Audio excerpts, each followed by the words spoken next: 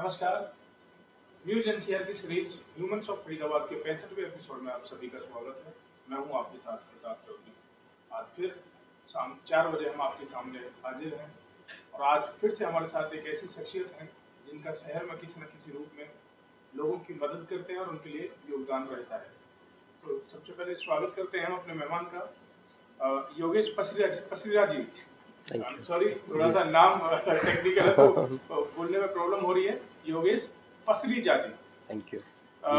योगेश जी, सबसे पहले तो मैं ये जानना चाहूँगा कि ये जो दाल रोटी, मैं टी शर्ट भी आपके देख रहा हूँ, DRW यानी कि दाल रोटी वाले, बड़ा डिफरेंट सा नाम है और बहुत कम इस तरह के कैची नाम देखने को मिलते हैं, सुनने को मिलते हैं, वो भी किसी संस्था का। जी।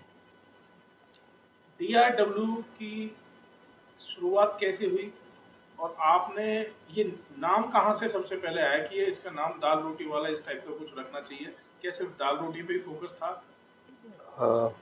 प्रताप जी, सबसे पहले तो शुक्रिया आपका, न्यूज़ एनसीआर का शुक्रिया यहाँ आमंत्रित करने के लिए और दूसरी बार हमें मौका देने के लिए।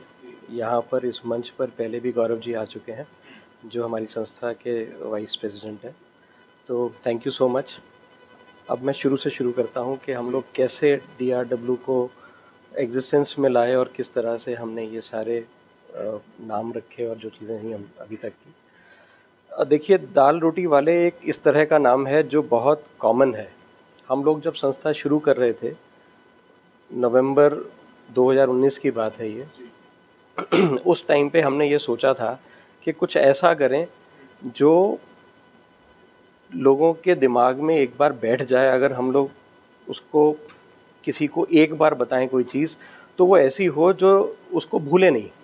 और हमारा क्योंकि काम भी यही वाला था जिसके अंदर हम लोग दाल रोटी को ही कंसेप्ट बना के चलना चाहते थे कि हम लोग दाल रोटी ही बांटेंगे। तो अक्सर होता है ना, जैसे कोई जैसे पान वाला है तो उसको पान वाले के नाम से जानते हैं, उसको कहेंगे ये पान वाला है। उसी तरह से कोई फूल वाला है तो कहेंगे फूल वाला है। हम लोग का काम था, हमने दाल रोटी बांटनी थी, तो इससे अच्छा नाम हमें नज़र नहीं आया कि ये दाल रोटी वाले हैं तो दाल रोटी वाले ही रहेंगे। तो कहते हैं ना दाल रोटी, करेक्ट। और इनिशियल स्टेजेस में क्योंकि हमने ये सोचा था कि हम दाल रोटी ही बांटेंगे, तो हमने इसी का नाम इसी को लेकर ही आगे बढ़े कि हम इसको दाल रोटी वाले ही रखते हैं। उसी से ये DRW बन गया और दाल रोटी वाले इस तरह से नाम एग्जिस्टेंस में आ गया। और अब क्योंकि नाम ये था तो काम भी यही था, हमने दाल रोटी ही बांटना मुनासिब समझा। कुछ ऐसी चीज़ें थीं जो ऑलरेडी शहर में कई संस्थान कर रही थीं, जिनके अंदर फ्रेश फूड भी था, बट वो इस तरह से नहीं था जिस तरह से हम करते हैं। जैसे कि कुछ लोग उस फ्रेश फूड को पर्टिकुलर डेट पर या पर्टिकुलर दिन पर पर्टिकुलर समय पर नहीं बांटते। तो जो कंसेप्ट हम लेकर चले थे दाल रोटी का, वो ये था कि हम लोग जो भी काम शुरू करेंगे उसको निरंतरता के साथ करेंगे। इसीलिए हमने दाल रोटी का ही कंसेप्ट लिया, जिसकी ज़रूरत हमें लंबे समय तक लोगों को पड़ेगी। तो ये डेली बेसिस पर होता है? देखिए, डेली बेसिस पर तो नहीं करते, लेकिन फिक्स टाइम पर करते हैं। फिक्स टाइम से मतलब अगर हम शनिवार को कर रहे हैं तो वो हर शनिवार को कर रहे हैं।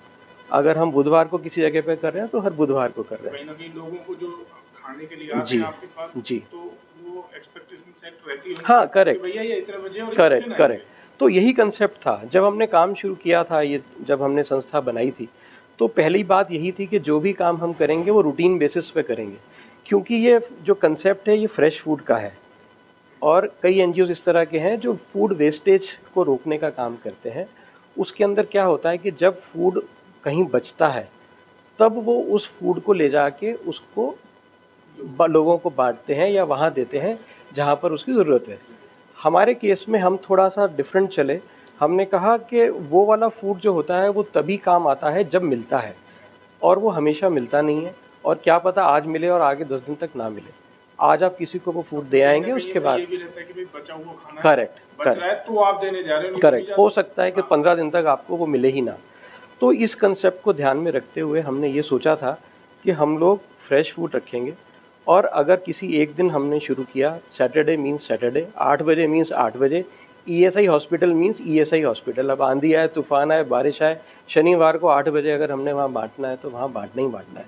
इसी तरह से अभी के जो डिस्ट्रीब्यूशन चल रहे हैं, जहाँ हमारे फिक्स डीपीज़ हैं, डिस्ट्रीब्यूशन पॉइंट्स को हम डीपीज़ कहते हैं, तो जहाँ डिस्ट्रीब्यूशन पॉइंट्स हमारे बने हुए हैं और वहाँ पर जो समय हमने निर्धारित किया हुआ है, जो दिन निर्धारित किया हुआ है, वहाँ हम जाते ही जाते हैं। तो ये एक कंसेप्ट हम अलग लेकर चले थे कि हमें फ्रेश फूड देना है और निश्चित समय पर देना है, और अगर एक जगह पर खाना शुरू कर दिया है तो उसको रोकना नहीं है, चाहे कुछ भी हो जाए वहाँ उस दिन देना ही है। बिकॉज़ अगर हम वहाँ शुरू कर रहे हैं और जो लोग वहाँ खाने वाले आ रहे हैं, जो रिक्शा वेंडर्स हैं, रिक्शा वाले हैं, बलून सेलर्स हैं, बच्चे बहुत सारे इस तरह के होते हैं जो लेबर करते हैं, वहाँ से लेबरर्स निकल रही होती हैं, मिस्त्री मजदूर जा रहे होते हैं, तो उनको ये पता है कि हम एवरी सैटरडे हमारा यहाँ पे खाना फिक्स है, हम लोगों ने यहाँ खाना ही खाना। ये कंसेप्ट लेके हम लोग फिक्स फूड की बात और फ्रेश फूड की बात लेके चलते हैं। फ्रेश फूड फूड जैसे कि दही, लस्सी, रोटी, दाल, तो सिर्फ यही खाना बचता है या इसके अलावा भी कुछ और है, या अलग अलग जैसे हर सैटरडे आप करते हैं, जी सैटरडे जी जी जी मेन्यू चेंज कर जी। दिया? देखिए, शुरुआत हमने की थी ईएसआई हॉस्पिटल से 2019-20 में।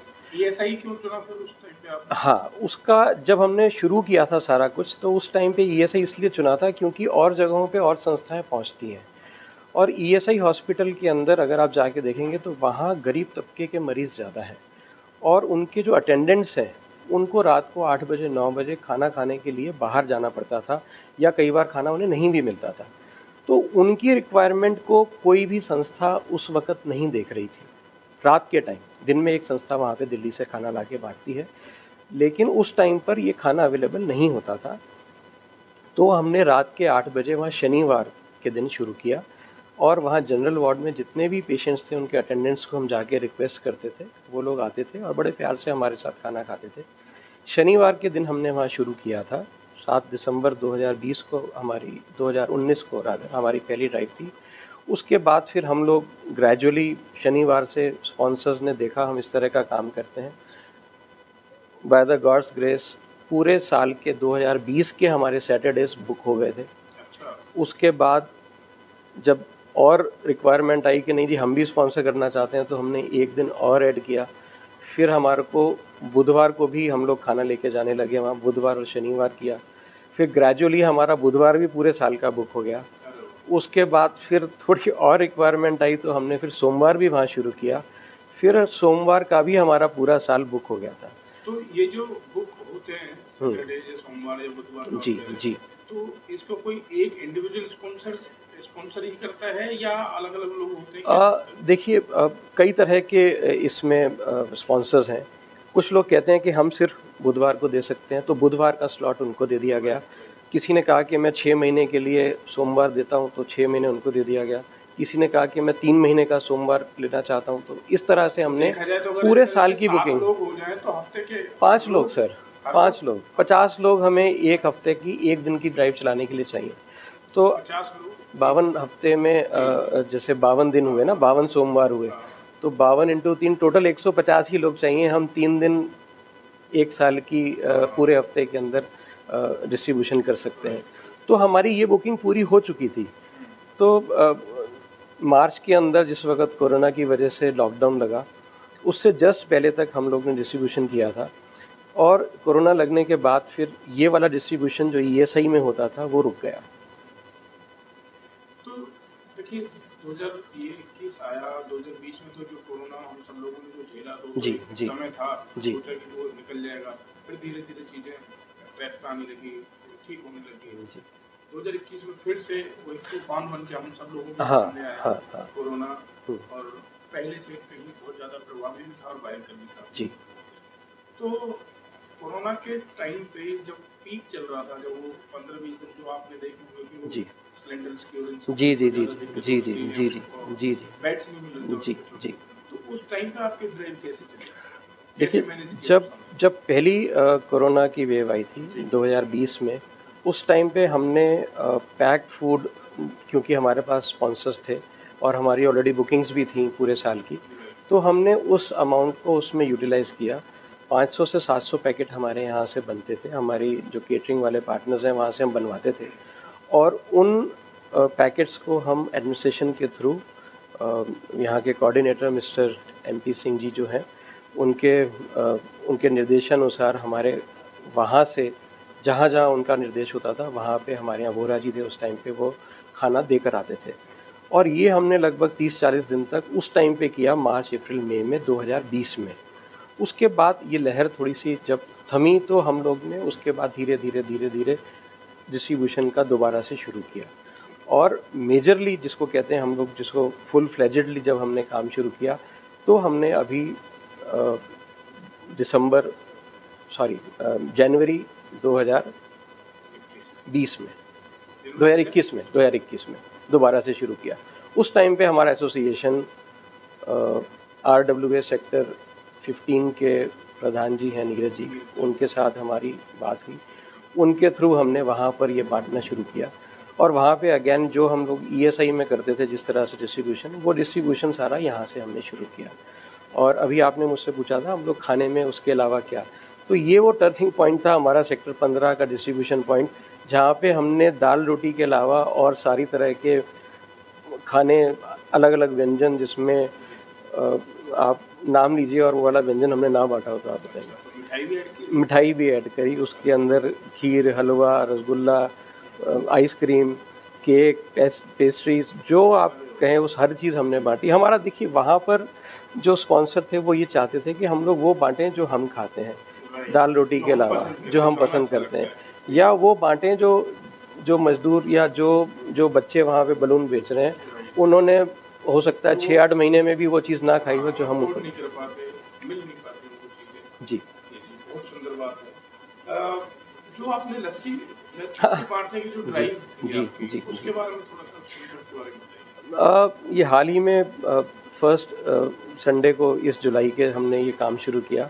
देखिए मुझे जहाँ तक याद पड़ता है कि फरीदाबाद में कोई भी लस्सी नहीं बांटता, और इतनी ह्यूमिडिटी, इतनी गर्मी के दिनों में ये लस्सी ड्राइव हमने ये प्लान की कि कुछ ऐसा करते हैं जो कोई नहीं करता, एक बार एक्सपेरिमेंट करके देखते हैं। तो हमने सेक्टर 16 से ये काम किया, 500-700 लोगों के लिए हमने लस्सी बनाई और हमने ये अपनी ड्राइव करी वो, और काफ़ी कामयाब रही। और लगातार 3 हफ्ते हम लोग ने वहाँ से लस्सी बांटी है। और अब थोड़ा सा मौसम ठंडा हो रहा है तो आपके माध्यम से मैं बताना चाहूँगा, हो सकता है इस बार लस्सी ना हो, इस बार चाय पकौड़ा हो। कितने, जैसे आप खाना बांटते हैं, मान लीजिए ट्यूसडे को आपने खाना बांटा जी, किसी भी दिन बांटा, जी, तो क्वांटिटी कितनी रहती है, कितने लोग उस खाने को उस समय खा सकते हैं? देखिए लगभग जिस पॉइंट पे हम लोग बांटते हैं वहाँ पर 200 लोग आराम से खा लेते हैं। उसके बाद भी थोड़े बहुत आते जाते रहते हैं, बट हमारा टारगेट ये होता है कि हम कम से कम 200 लोगों का खाना लेकर जाएं। तो इतना हमारा वहाँ बढ़ जाता है, उसी हिसाब से हम बनवाते भी हैं। हम लोग अगेन फूड वेस्टेज में नहीं है, हम लोग फ्रेश फूड डिस्ट्रीब्यूशन में हैं। हम नहीं चाहते कि हम बनाएं और उसके बाद वो फूड वेस्ट हो और बचा रहे। 200 लोगों का खाना बहुत आराम से वहाँ पर बच जाता है। योगेश जी एक बात बताइए, ठीक है कि सेक्टर्स में भी जरूरतमंद लोग हैं जी जिनको जी खाना जी चाहिए, जी लेबर क्लास है, जी जी जो पेरेंट्स होते हैं जी कंपनी में, किसी की दुकान में काम जी कर रहे हैं, जी वो भी निकलते हैं, जी मेट्स, जी बहुत से ऐसे लोग हैं, रिक्शे वाले, उनको जरूरत पड़ती है। लेकिन इसके अलावा एक बहुत बड़ा तबका जो है स्लम में रहता है, करेक्ट। तो क्या आपका कभी ध्यान गया है उस तरफ कि जी यहाँ पे तो हम सेक्टर्स में ये हाँ, ड्राइव हाँ, चला रहे हैं, तो हाँ, उस पर भी कुछ करें उनके लिए? देखिए स्लम्स में कई संस्थाएं ऐसी हैं जो वहाँ ऑलरेडी जाती हैं, जहाँ सुबह शाम जाते हैं, वहाँ खाना पहुँचाना पड़ता है। और स्लम्स में कई लोग रॉ राशन पहुँचा देते हैं, तो उनकी पूर्ति वहाँ रॉ खाने से, प्लस वहाँ और संस्थाएं पहुँचती हैं, इस तरह से होती है। देखिए हमारा जो कंसेप्ट है, हमारा कंसेप्ट जिस तरह से गुरुद्वारों में होता है उस तरह का कंसेप्ट है। हम लोग लंगर सेवा टाइप करते हैं। हम ताज़ा खाना जहाँ पे भी हम खड़े हो जाएं, या जिस डीपी पे जिस तरह से हमने कहा वहाँ खड़े हो जाएं, वहाँ से जो निकलने वाले लोग हैं उनकी सेवा है एक तरह से। हम स्लम्स में जाके हमें नहीं पता कि उस दिन उस व्यक्ति ने वहाँ पे खाना बना रखा है या नहीं बना रखा। यहाँ तो निश्चित है जो बंदा निकल रहा है यहाँ से वो खाना खाएगा ही खाएगा, उसने खाना ही खाना है। तो स्लम्स में जब हम घर पे किसी को खाना पहुँचा देते हैं तो ये गारंटी नहीं है कि वो व्यक्ति उस खाने को खाएगा।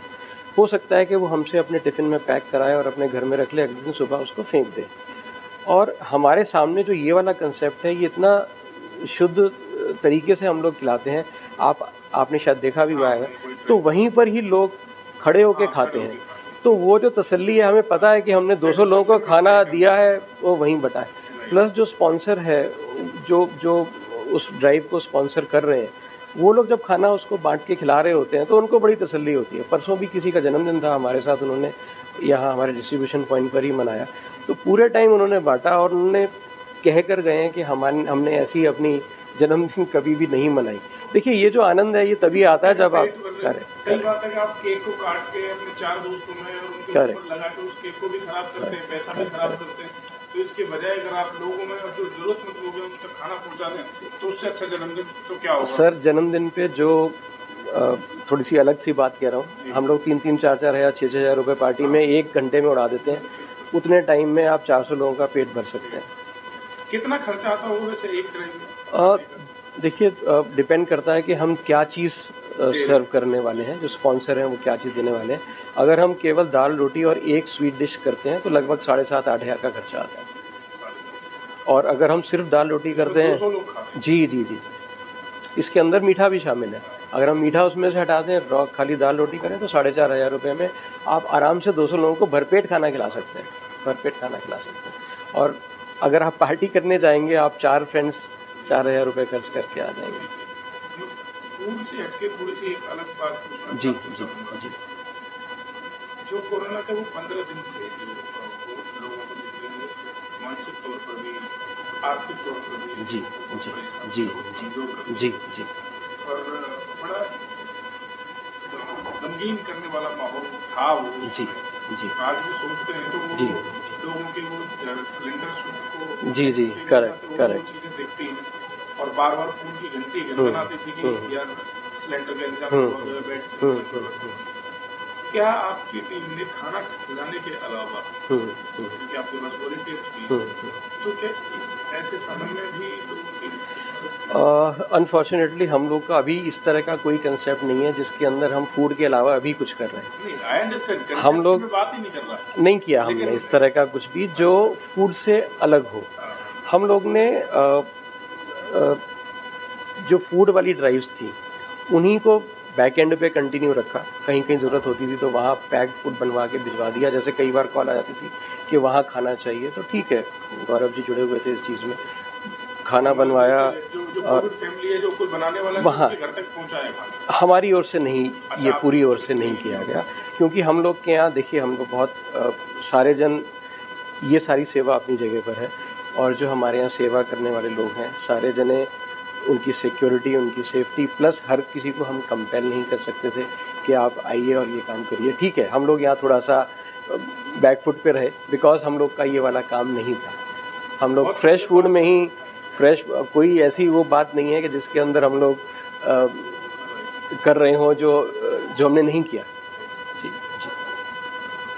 बड़ी अच्छी बात है कि इतने ऑनेस्ट तरीके से आपने ऑनेस्टली उस चीज को बताया, जो काम नहीं किया तो नहीं किया, और जो किया है उसको हम कर ही रहे हैं। जो कर रहे हैं सर, वो तो सारी दुनिया देख रही है सर। जी, बहुत बढ़िया। सर, कितने सदस्यों की आपकी ये टीम है DRD? हम लोग सर लगभग जो हमारे ग्रुप में एक्टिव मेंबर्स हैं वो लगभग 70 से 80 हैं। 40-50 लोग सुपर एक्टिव हैं। अच्छा। और कुछ लोग ऐसे हैं जो बैकएंड सपोर्ट करते हैं, जो घर बैठ के सारे काम करते हैं, और इतने लोगों के साथ ही हम लोग जो अभी की हमारी रिक्वायरमेंट है वो पूरी हो जाती है। आपने संस्था को, मैंने सुना है कि अभी तक रजिस्टर नहीं कराया, उसका कारण क्या है? नहीं, रजिस्टर्ड है सर हमारा। अच्छा, रजिस्टर्ड है। हमने रजिस्टर्ड ही कराई, मतलब हमने अभी कुछ महीनों से लगे हुए थे, 4-5 दिन। हमने रजिस्टर कराई, और इसलिए कराई क्योंकि रजिस्टर कराने के बाद जो स्पॉन्सर्स हैं उनका ट्रस्ट ऐड ऑन हो जाता है।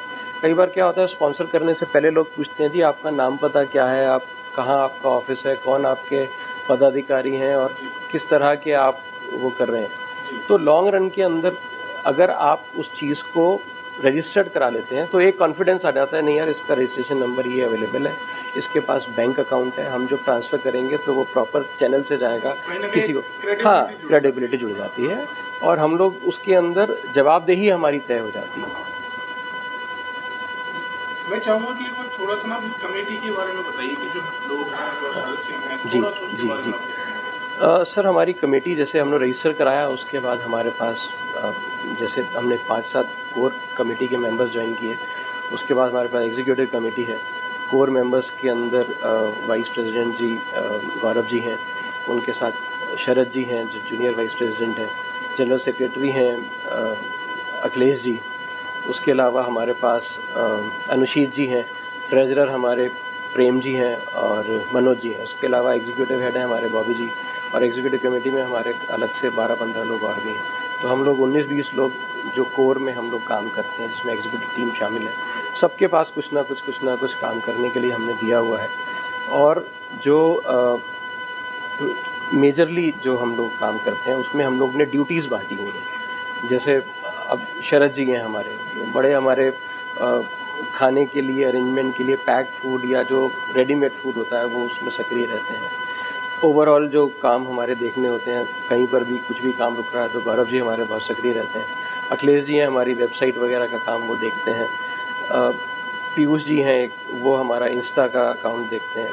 संगीता मैडम और अपूर्व जी हैं, वो हमारे यूट्यूब चैनल अभी हमारा लेके आ रहे हैं, उसमें सारे वीडियोज़ जब तक के हैं वो सारे अपलोड करेंगे, तो वो देखते हैं। इस तरह से बॉबी जी हैं, वो भी हमारी वेबसाइट का संचालन करते हैं। सब लोग ने हमने अपनी ड्यूटीज़ जो एक्सपर्टीज़ है वो हमने उसमें डाली हुई कर रहे हैं सर। योगी जी एक सेकंड, जी शायद हमारे सहयोगी को कुछ दिक्कत हो रही है, वो बार-बार इशारा कर रहे हैं, कुछ टेक्निकल ग्लिच है क्या? आवाज में डिस्टर्बेंस आ रही है, तो या तो आप अपना माइक बंद कर दीजिए। अच्छा, किसी के जेब में मोबाइल है या कुछ और है क्या? अभी ठीक है? गैजेट? गैजेट बंद है, बंद है। तो आप एक काम करिए, इसकी वायर निकाल दीजिए।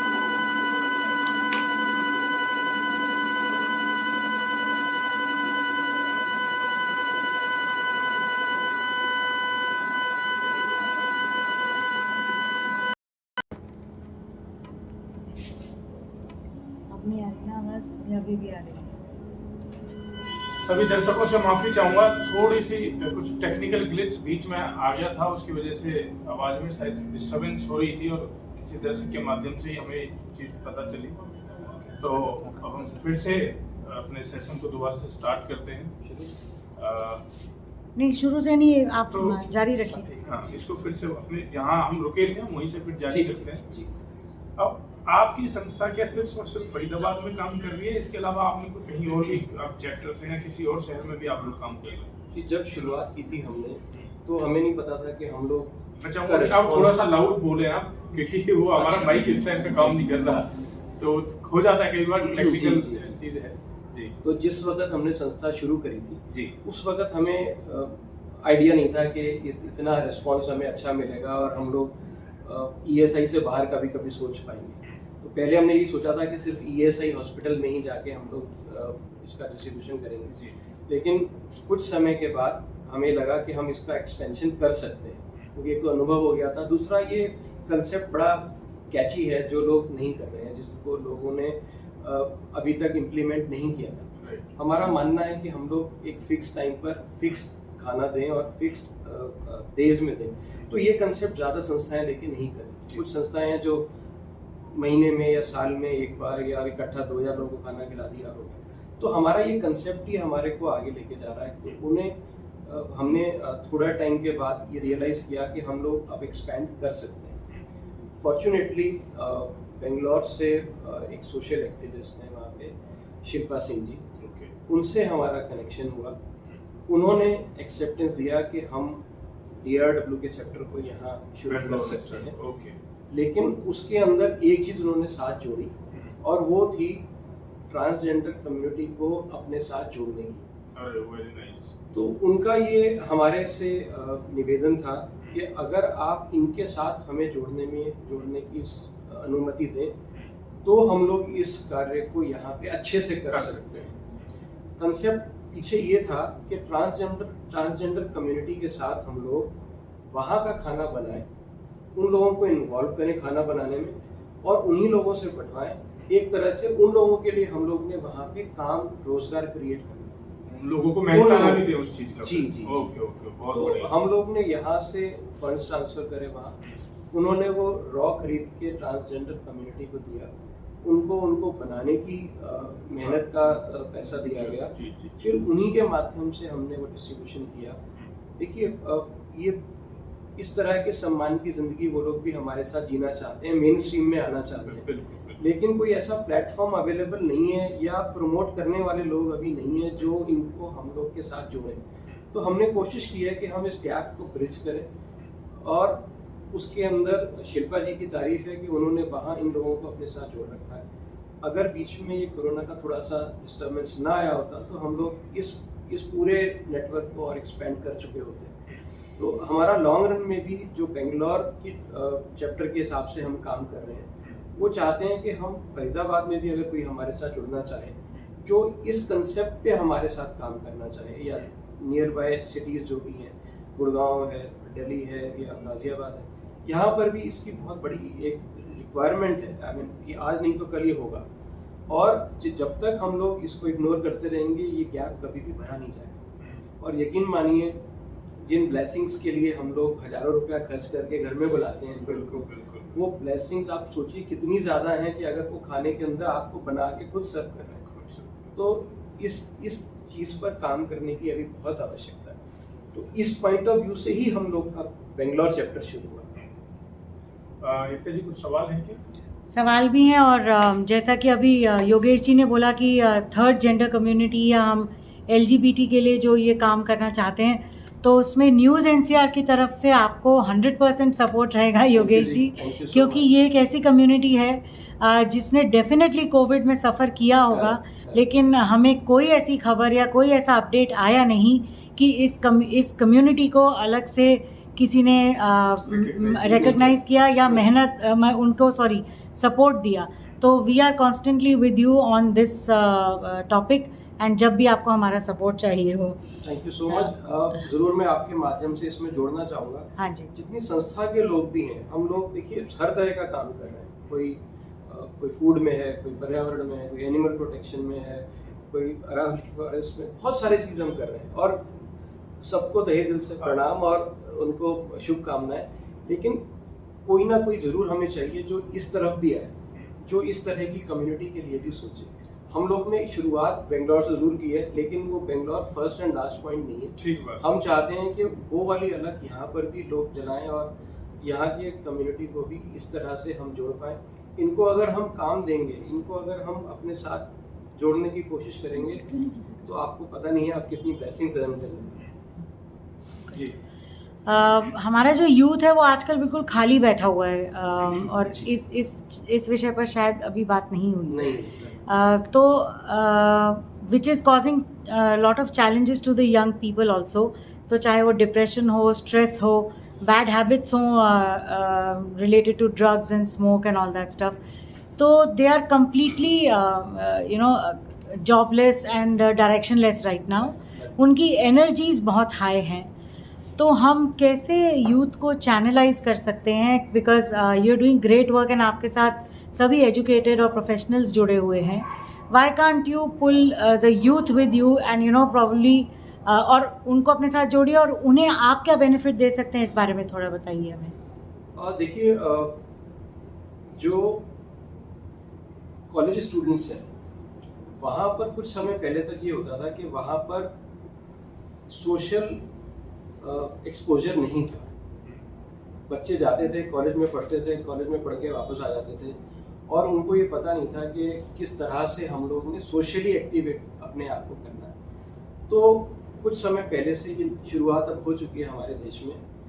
कई यूनिवर्सिटीज़ ऐसी हैं जो सोशल इंटर्नशिप को एक कंपल्शन के तौर पर लेके आ रही हैं। इसी दौरान में अभी कुछ समय पहले की बात है, हम लोग के पास UPES देहरादून के बच्चों ने अप्रोच किया था इंटर्नशिप के लिए। अच्छा।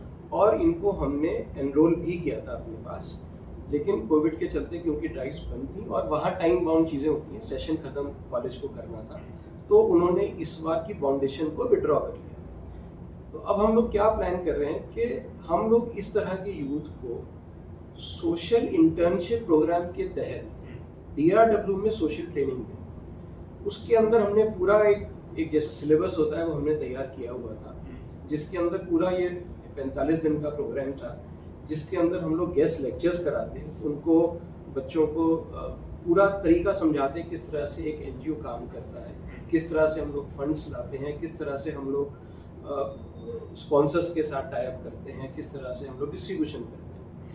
और इस सारी चीज़ की वो जब प्रोजेक्ट रिपोर्ट बनाते हैं, एक तो आपने जैसे कहा इन्वॉल्वमेंट भी होता, प्लस उनकी सोशल रिस्पॉन्सिबिलिटी भी डेवलप होती। आज जो आपने कहा जो इधर उधर भटक रहे हैं यूथ, अगर वो सारे जन किसी भी संस्था के साथ जुड़ जाए, मैं ये नहीं कहता कि वो हमेशा सारे के सारे DRW में जुड़ जाए, वो कहीं भी किसी के भी साथ जुड़ जाए तो उनका जो भटकाव है उसको हम बचा सकते हैं, उसको हम रोक सकते हैं। सोशल रिस्पांसिबिलिटी समझेंगे, करेक्ट, वो सोशल रिस्पांसिबल हो जाएंगे। और कई सारी चीजें ऐसी हैं जो वो करने लगेंगे। अगर एक बार सोशल ऑर्गेनाइजेशन के अंदर कोई आ जाए, जी। अगर आप एक बार दाल रोटी किसी को खिलाना शुरू कर दो, आप यकीन रुक नहीं मानिए सकते। आपको जब मौका मिलेगा आप खिलाएंगे। और देखिए समाज सेवा भी एक चस्का है कहीं ना कहीं, जी जी जी, ये भी एक नशा है। तो अगर कोई यूथ भटक रहा है अपने रास्ते से, तो मुझे लगता है कि अगर कोई भी उसको पकड़ के संस्था के साथ में जोड़ दे, कुछ समाज सेवा में इन्वॉल्व कर दे, तो मुझे लगता है कि वो अपने रास्ते से जो जहाँ भटक रहा था उससे वो दूर जरूर हो जाएगा।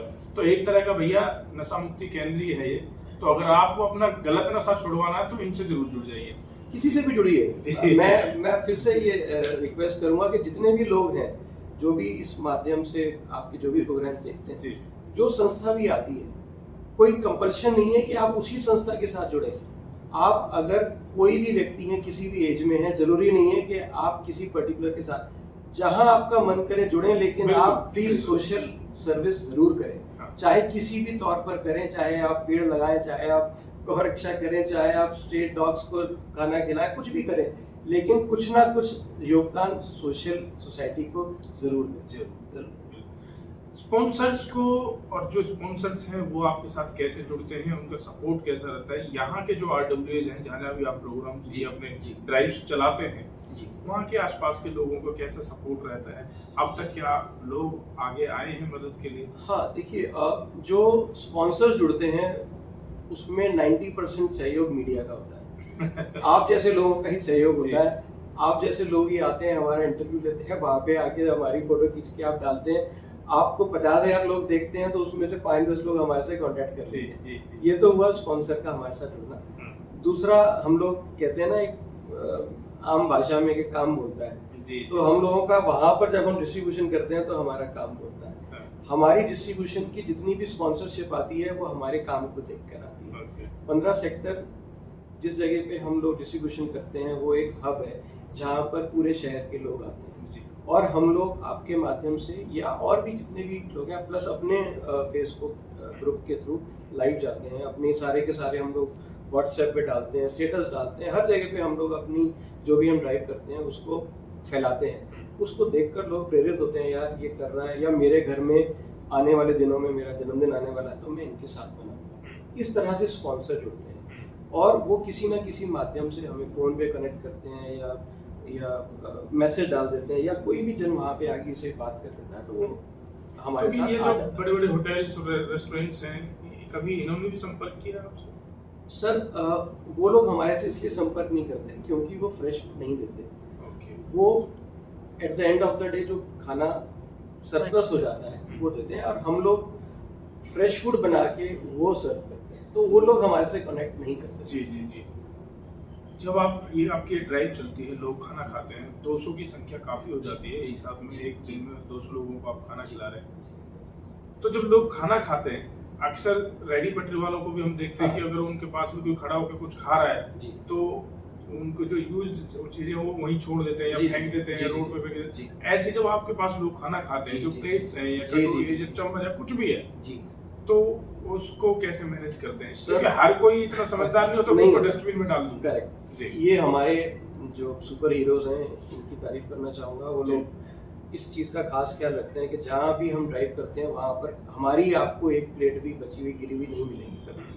कभी भी हमारी ड्राइव के बाद आप आइए, हम लोग सारी सफाई करके वहाँ से जाते हैं। कोई किसी भी तरह की प्लेट, चम्मच या चीज़ नहीं मिलेगी। लस्सी ड्राइव के बाद आप कभी, अगर आपने देखा हो तो मैंने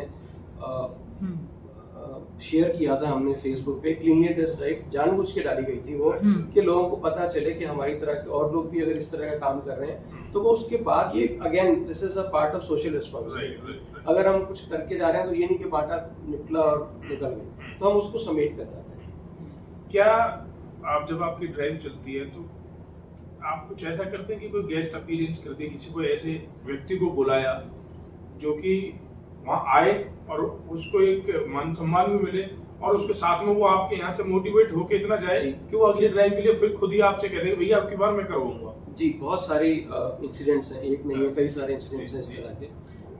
सबसे पहले तो जब हमने दोबारा अभी कोरोना के बाद अभी 2021 में जब दोबारा से ड्राइव शुरू करी, निर्जला एकादशी के दिन हमने दोबारा से शुरू किया, 21 जून मेरे ख्याल डेट थी। उस दिन हमने MP सिंह सर को हमने बुलाया था, जो कोविड कोऑर्डिनेटर। हमने उनसे ही परमिशन मांगी थी कि हम दोबारा से शुरू करना चाहते हैं और उनको रिक्वेस्ट किया था कि आप आइए और आपके हाथों से ही हम शुरू कराएंगे। वो आए, उन्होंने शुरू किया। और देखिए, जो इन्फ्लुएंशियल लोग होते हैं उनकी 4 बातों से 10 लोग मोटिवेट होते हैं। तो उन्होंने हमारी तारीफ करी, हमारे काम की तारीफ करी और उनको देखकर ऑफ कोर्स कई लोगों ने सोचा कि ठीक है, जब ये इनको सपोर्ट कर रहे हैं तो व्हाई नॉट अस। इस तरह से कई लोग आते हैं। अभी 31 की जो ड्राइव आने वाली है वो हमारे को परसों ही वहाँ देखकर किसी ने वहीं बुक करी है कि 31 अगर खाली है तो मेरा बुक कर लीजिए। हमने इस तरह से किया और ये सारा चल रहा है। और आपको जानकर हैरानी होगी, आपको शायद मुझे याद है कि आपके यहाँ नीरज जी आए थे। हाँ जी। और वो ये आपको बोलकर गए थे कि हमने हफ्ते में 1 दिन शुरू किया था, फिर 2 किया, उसके बाद ये स्थिति आ गई थी कि हर दिन किया, उसके बाद ये स्थिति आ गई थी 1 दिन में 2 बार किया, उसके बाद ये स्थिति आ गई थी कि मैंने और गौरव जी ने उनको कहा था जी अब बस। तो ये उन्होंने नीरज जी ने बोला था। जी बिल्कुल। अब इत्तेफाक की बात है, वो स्थिति वापस आ रही है। आज से लेके संडे तक लगातार ड्राइव है सर, हर दिन ड्राइव। रेड क्रॉस भी, जिला प्रशासन भी अपनी तरफ से कहीं ना कहीं किसी न किसी रूप में लोगों की मदद करते आ रहे हैं, करते भी हैं जी। और जब कोरोना का समय चल रहा था तो उस टाइम पे भी उन लोगों ने फूड डिस्ट्रीब्यूशन किया था, लोगों तक पहुंचाया था खाना। तो जिला प्रशासन का आपसे कोई संपर्क हुआ या उन्होंने भी आपकी कभी कोई मदद की है? उन्होंने कहा कि भाई चलिए आप अच्छा काम कर रहे हैं तो हम भी आपके कहीं ना कहीं किसी न किसी रूप में सहयोग करते हैं? जी, डायरेक्ट तौर पर इस तरह की कोई बात नहीं हुई। अच्छा। Covid coordinator MP Singh ji का नाम फिर से लूँगा, उन्होंने ज़रूर हमारी पिछले टाइम पे जब कोरोना की वेव आई थी तो उन्होंने उनके डायरेक्शन में ही हमने जो डिस्ट्रीब्यूशन किया था, उनका सहयोग हमेशा रहा है हमारे साथ। उनके निर्देशानुसार ही हमने तब डिस्ट्रीब्यूशन किया था। अच्छा। और इस बार भी हमने उनकी आज्ञा से, उनकी परमिशन से हमने काम शुरू किया है। और हम लोग क्योंकि हमारे पास स्पॉन्सर इस तरह के हैं तो हमें हमारा काम चल जाता है। हम लोग जो डिस्ट्रीब्यूशन की जो आवश्यकता है वो हमें मिल जाती है। तो अभी भी नीरज चावला जी की तरफ से ही ड्राइव चल रही है? नीरज चावला जी की तरफ से मतलब उनकी सोसाइटी, उनकी एसोसिएशन, उसका दिल से आभार, दिल से उनको शुक्रिया। उन लोगों ने जो हमें सपोर्ट किया, उन लोगों की वजह से ही उस पॉइंट पर हमारी ड्राइव्स आजकल चलती है। अच्छा, जैसे कह रहे हैं कि भाई तीसरी वेव आने वाली है, एक्सपेक्टेड है, तो उस समय फिर किस तरह से आपकी ड्राइव चलेंगी, कैसे मैनेज करेंगे चीज़ों? देखिए, क्योंकि तैयार तो पहले ही होना पड़ेगा ना, एकदम से सर पे तो आएगी, क्योंकि अब तो पता है कि भैया कुछ ना कुछ होना ही है, तो पहले ही उसकी प्लानिंग कर लीजिए। देखिए, फर्स्ट वेव जब आई थी उस टाइम पे फूड मेजर क्राइसिस था, फूड राशन, कच्चा राशन। सेकेंड टाइम पे जो वेव आई उस टाइम पे इसको लोगों ने पीछे रखा। एक्चुअली क्या है कि इसमें और भी चीजें बहुत ज्यादा जुड़ गई ना, वो ज्यादा इम्पोर्टेंट, डर जुड़ गया, दूसरा बेड्स, ऑक्सीजन, अब लोगों को खाने की चिंता नहीं थी। हाँ। तो इसीलिए हम जैसी संस्था जो सिर्फ खाने पर फोकस करती थी, हमारा काम थोड़ा सा कम हो गया। जी। तो इसीलिए अब थर्ड वेव भी जब आएगी और अगर लोग घरों में बैठ जाएंगे, क्योंकि हमारा ताज़ा खाना पॉइंट पे जाके खिलाते हैं, तो हमारा भी कम हो जाएगा। कोशिश करेंगे अगर किसी का सहयोग इस तरह रहा और कोई रिक्वायरमेंट इस तरह की आती है तो जो हमसे बना है हम करें। बहुत बढ़िया, बहुत आपके साथ चर्चा बहुत अच्छी रही और बहुत अच्छी बातें आपने बोली और बहुत इन्फॉर्मेटिव थी और बहुत अच्छा काम आप लोगों के लिए कर रहे हैं। मैं चाहूँगा एक अंतिम एक अपील अगर आप कोई दर्शकों से, यहाँ के फरीदाबाद के लोगों से कोई करना चाहें। सबसे पहले तो जिन लोगों ने हमें सपोर्ट किया उनका बहुत बहुत शुक्रिया, मीडिया का बहुत बहुत शुक्रिया। जो DRW सुपर हीरोज़ हैं जो इस पूरी मुहिम में हमारे साथ जुड़े हुए हैं, उनका बहुत बहुत शुक्रिया। जो लोग किसी न किसी तरीके से बैकएंड पे हमें सपोर्ट करते हैं, उनका बहुत बहुत शुक्रिया। RWA सेक्टर 15 का बहुत बहुत शुक्रिया। नीरज जी का बहुत बहुत शुक्रिया, जिन्होंने इस पूरी मुहिम को एक तरह से संभाला हुआ है, जिसकी वजह से हम लोग इस पूरे डिस्ट्रीब्यूशन को 15 सेक्टर से चला पाते हैं। और बाहर के लोग, जो लोग हमें फरीदाबाद में ना होते हुए भी हमारे को सपोर्ट करते हैं, वहाँ से स्पॉन्सरशिप्स भेजते हैं हमारे पास, उनका बहुत बहुत शुक्रिया। बेंगलोर के चैप्टर के जितने भी सुपर हीरोज़ हैं, उनका बहुत बहुत शुक्रिया। जुड़े रहिए, कहीं से भी, कैसे भी, किसी भी तरह आपको मौका मिले, आप सोशल सर्विस करते रहिए।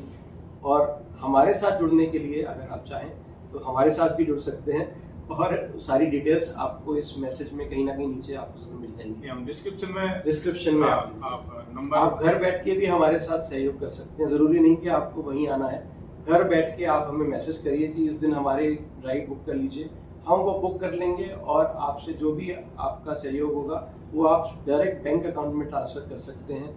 बहुत ट्रांसपेरेंसी के साथ हम लोग काम करते हैं। किसी तरह की कोई भी इस तरह की चीज़ नहीं है कि जिसमें आपको कुछ सोचना पड़े।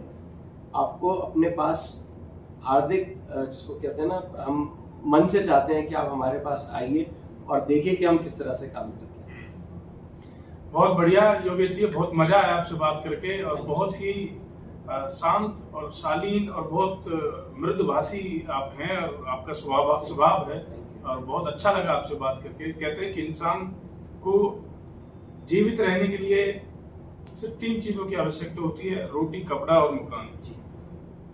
कपड़ा तो वो खुद पहने ही हुए हैं, मकान गवर्नमेंट भी कहीं ना कहीं गरीब जरूरतमंद को दे ही देती है, शेल्टर्स उनके लिए बना देती है, तो उनको मकान भी मिल जाता है, सर छुपाने के लिए जगह तो मिल ही जाती है, बचता है रोटी, और रोटी देने का काम आप लोग कर ही रहे हैं। तो बहुत अच्छा लगता है जब कोई इस तरह से कहीं ना कहीं इनिशिएटिव लेके लोगों की मदद करते हैं, और उसमें साथ साथ में आपके गौरव जी, संगीता जी, नीरज जी जैसे लोग इस ड्राइव को सपोर्ट कर रहे हैं, हम उनको भी धन्यवाद करते हैं। मैं चाहूँगा कि शहर से और भी लोग इस तरह के इनिशिएटिव्स में आगे आएं और इन लोगों की मदद करें। और मैं कहता हूँ कोई भी संस्था अगर अच्छा काम करती है तो आप उसकी मदद जरूर कीजिए, और ऐसे ही एक दूसरे के साथ अलग जलाते रहिए और लोगों को जगाते रहिए, और सोशल सर्विसेज, सोशल काम लोगों के लिए करते रहिए। इसी तरह से फिर हम कल 4 बजे किसी न किसी ऐसे ही खास मेहमान के साथ आपके सामने उपस्थित होंगे और उनको आपसे रूबरू कराएंगे। तब तक के लिए धन्यवाद, नमस्कार।